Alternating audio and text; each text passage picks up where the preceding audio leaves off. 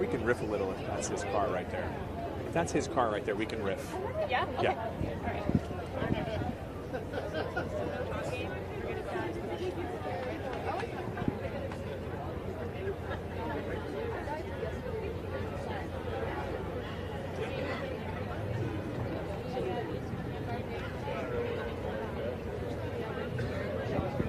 Welcome to TIFF Live on the Red Carpet.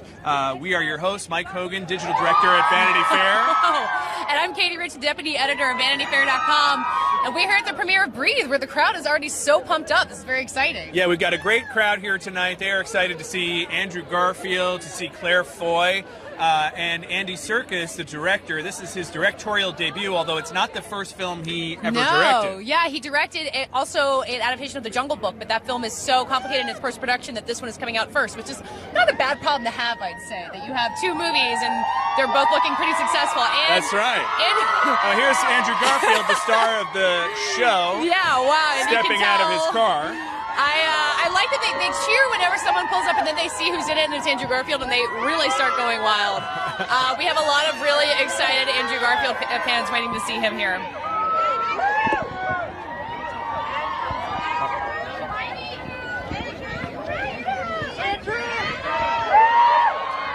Andrew Garfield, one of the more fan-friendlier celebrities that there is. Yeah. He used to be known for arriving at things with a school bus full of young people. Yeah, or some really legendary Comic-Con appearances as well. That's right, that's right. And yeah, he's out there signing a DVD of 99 Homes. I like that. That's a nice thing to see. Right, and Hacksaw Hacksaw Ridge, his Toronto. Oscar-nominated performance in Hacksaw Ridge last year. Yeah, by Mel Gibson. not quite even a year ago.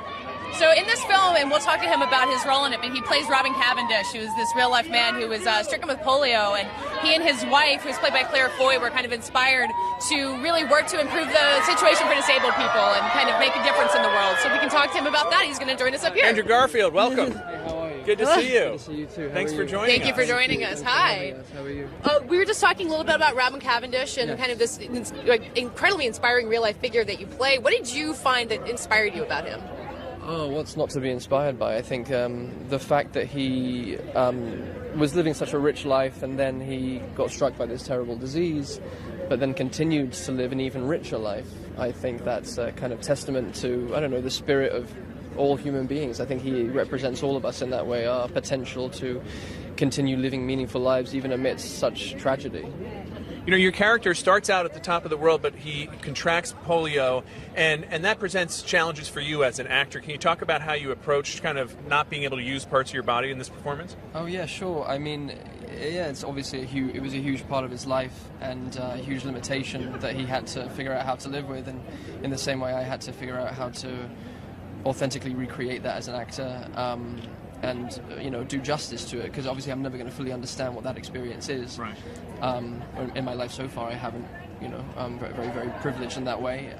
So, yeah, I got to spend a lot of time with people who have had the same fate befall them. People who are on ventilators themselves in lots of hospitals around London. The Cavendish family do a lot of work with for disabled rights, disabled advocacy. So they had access to a lot of. And the family is involved with the film, right? The son of your character is one of the producers. He is the producer. Yeah. It's his story. It's his heart. It's quite a remarkable thing to be giving this film away, especially for him, because it's such a profound. Well, it is his life. It is his overwhelming and beautiful and difficult thing. But I'm very, very proud to be a part of telling the story of his father. Yeah, it's great. You have Andy Serkis directing you, who's this famously physically committed actor himself. So does he push you in a way that maybe another director might not? I think he's a really devoted filmmaker, and he's so devoted to this story, and he's a very, very close friend of Jonathan.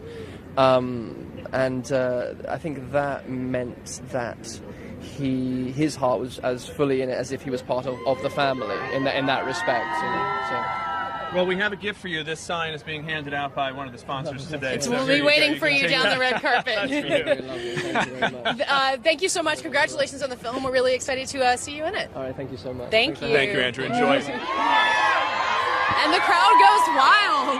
I've been trying to get my hands on one of these signs. They have all these cool signs. I know. One of the sponsors of the red carpet has been handing out signs to the fans. Although we'll get shots later. There's some people prepared with some great handmade signs tonight. I've been excited to see kind of the level of commitment that's going into some of these signs. Well, yeah, and I think your favorite sign so far is the one about how Andy Serkis needs an Oscar. Yeah, well, anything with an Oscar on it, it's just going to get my attention. It's shiny and gold. Well, it's a little bit of an Oscar controversy that Andy Serkis has played two incredible roles, Gollum in The Lord of the Rings and the Caesar in Planet of the Apes, and in both cases was ruled ineligible for Oscars because there's so much computer imagery. Yeah. And, could go either way.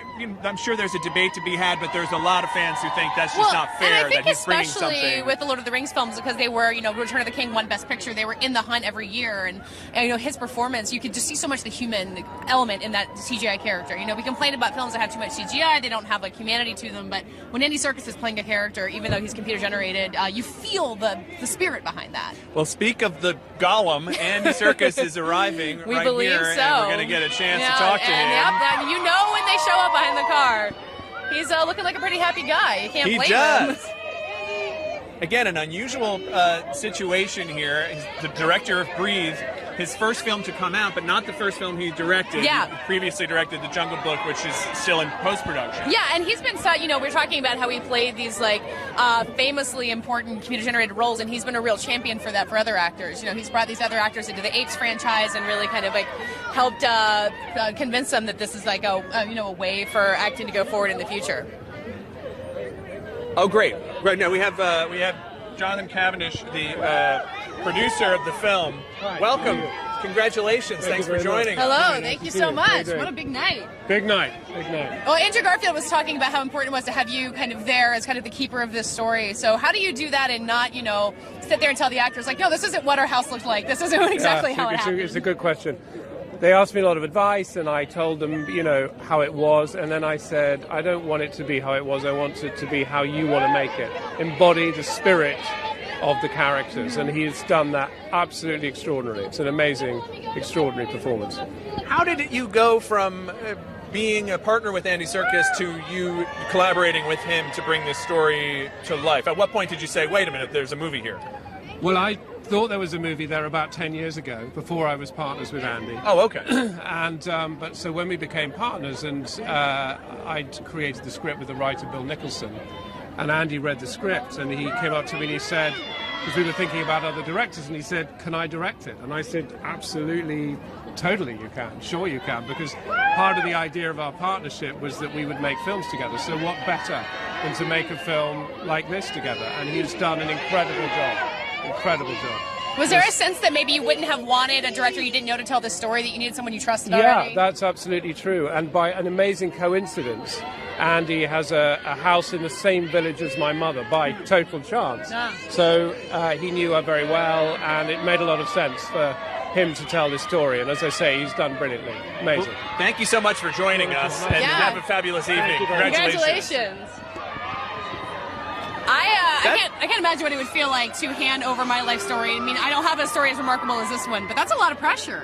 That it really is, but how cool to be able to develop it from the beginning and choose the director and have the director be your friend. Right. A lot of people have their, they sell the rights to a story, to a book, and then they may or may not have any say in it. But in this case, Jonathan Cavendish able to really, as Andrew Garfield say, be the producer. Yeah. And really bring this story to the screen. I think we've talked about this on this red carpet at some point, is that the stories where the real life person is unhappy with the film are kind of fun and juicy, but it's always better when the real life person, we saw Jeff Bowman, who was here for Stronger, here with Jake Gyllenhaal. They have this really strong bond, so it's a nice thing to see. Yeah, well, there's a natural tension for creative people, for a director to say, I'd love to have the person walk down the red carpet with me, but I also don't want them telling me what to do. Yeah. And I think, you heard Jonathan Cavendish say, I want it to be the way you want it to be.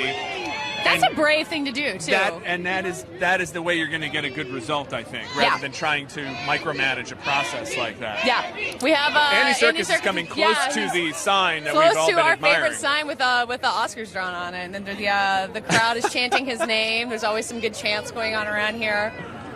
His hair looks fantastic.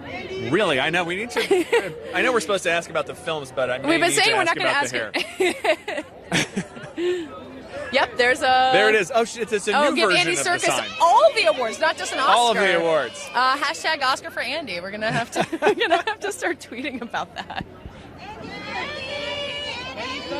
So we're hoping that Andy Serkis will be joining us up here soon. And we were talking about it before we started recording that he played the rock star Ian Dury, who was stricken with polio. So he kind of has the experience playing a character who's not dissimilar to Robin Cavendish, which is fascinating. It really is. I mean, you know, that's quite a coincidence. It's probably not a coincidence to the extent that he said, "Oh, I've actually done this before. Played a character on screen with polio, and may have thoughts about how it could be done." Yeah, and you get the sense that so Andy's coming up to join us here. Welcome, sir. Hello. Congratulations. Thanks for joining us. Hello. Congratulations. Thank you. We've been admiring all the handmade signs for you here tonight. Unbelievable. I know. There's so many. It's gorgeous.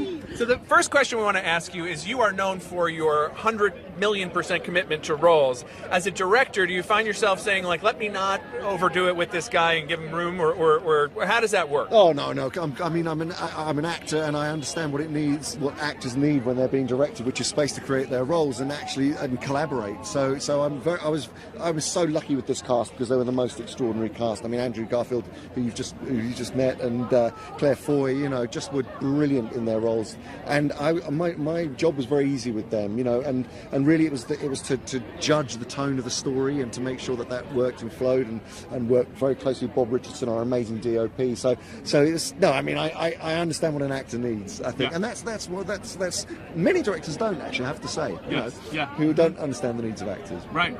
Well, and Jonathan Cavendish, you are friends, and this is his family story, Absolutely. Right? I mean, we are business partners. We're very good friends. We started this production company, the Imaginarium Studios, which is a performance capture studio and a production entity at the same time. And this was one of the films on the slate, and you know, I was just thrilled that I asked if I could direct it because I love it. Bill Nicholson, who wrote the script, it was just an amazing story. And of course, I knew the story, and I knew Jonathan's mother. I'm very close friends with her, so it was wonderful to have the opportunity to direct a personal story. And several years ago, you played Ian Dury, who was also a famous person with polio, which I wonder if that led to this at all. Did that kind of give you an interest? Well, I have an interest because my upbringing was very much in a medical world. My father was a doctor who in Iraq created a hospital for the people of Baghdad. My mum taught disabled children at school, and so I grew up with children who had polio and thalidomide and spina bifida, and it's always been part of my life. So these stories, I suppose, I do. You know, I feel like a vested interest in them. Really. Well, thank you so much for joining us. Congratulations, and enjoy the evening. Thanks very much. Yeah. Thanks for having us. All right, thank you. Thanks so much. And so part of the story of Robin Cavendish, who Andrew Garfield plays, is that he helped develop some technology that helped people with polio to be able to live, you know, fuller lives. Yeah. It was at a time when he first was stricken with this disease. They were in Kenya, he and his wife Diana, who I think is actually going to be here tonight. Yes, and she's played by Claire Foy in the film. Right, played by Claire Foy in the film. They were in Kenya, he contracts this disease, and, you know, the treatment was not anywhere near what it is now. And so this is really not just a story about triumph of the human spirit, but really about how technologies that help millions of people today first came about. Well, and you think about polio, which really not that recently was striking so many people in this way, and now it's all but eradicated. Like, you know, it has such an impact in the middle of the century, and now, you know, a technology has been able to keep a lot of people from getting polio. Yes, and then there's that. We had a president with polio and nobody knew. I know, FDR, that's true. That? Yeah. Before your time, I think, Katie. I think before your time. I think that was too, before both of our time, let's admit it.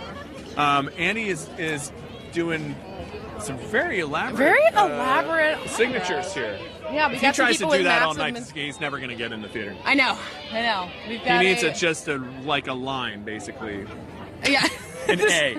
Put an A. My signature is so terrible, and I don't ever have to sign anything, so I don't think I would be useful to anybody at all.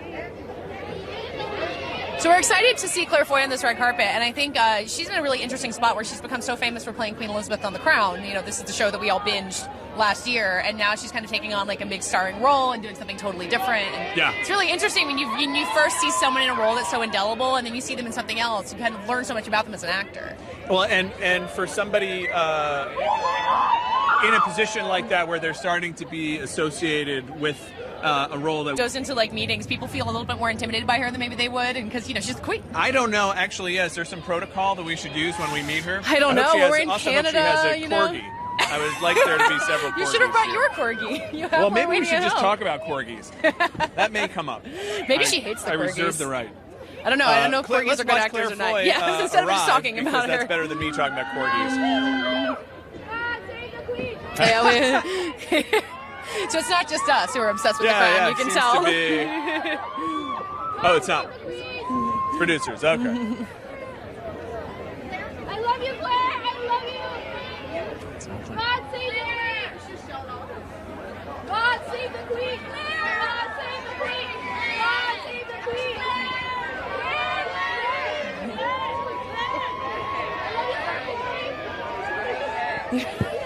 Welcome. Your royal subjects are very excited to have you. Royal subjects are very excited to have you, and as are we. Thank you for Hello, joining thank us. you for joining us up here. My pleasure. So- it's amazing to be here. Yeah, you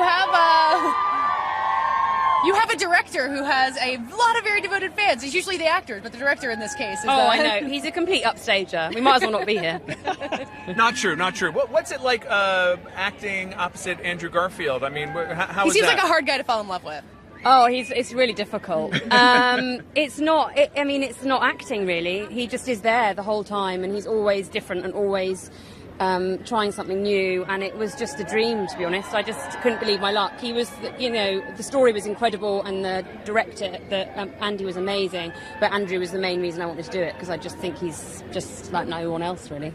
Did you learn anything about the lives of folks with disabilities and the kind of obstacles that they face in their lives as part of making this film? Oh my God, yeah. I mean, it's one of those things that I remember a few years ago when we had the Paralympics, and it really shone a light on the fact that just the idea of people with disability getting around and how difficult it was on public transport, and just the idea of just imagine what it would be like if it took you this amount of time to be able to do something, or you felt that it wasn't provided for you, and then to play someone who would see the person that they love most in the world be sort of undervalued and treated differently and looked down on, especially at that time. It really brought it all home, and it made me consider it in a completely different way than I ever had done. So we know you're preparing for the Emmys in like less than a week. Do you have any big plans yet? Oh my God, I can't think of anything. I need to do this, then I need to lie down and have a drink, possibly at the same time, and then I'm going to go to the Emmys and have an amazing party. I can't wait to see everyone. It's just going to be great. It's going to be great.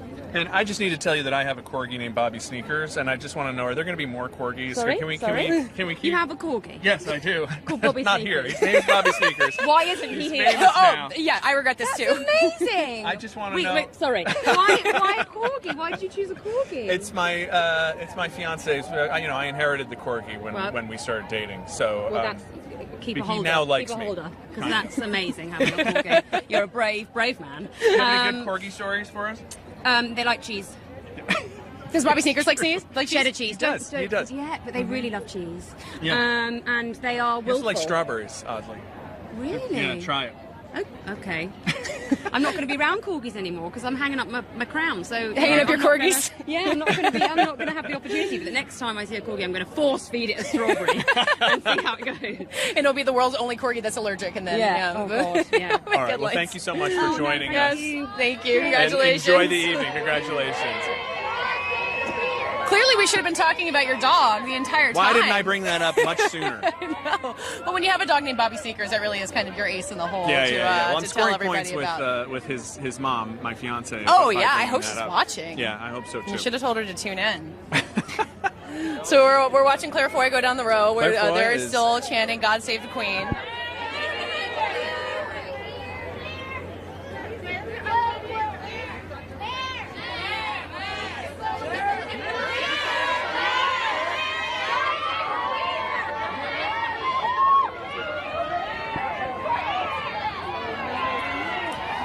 So we're going to leave you guys to watch the red carpet as Breathe gets ready to start, and watch Claire Foy greet her loyal subjects.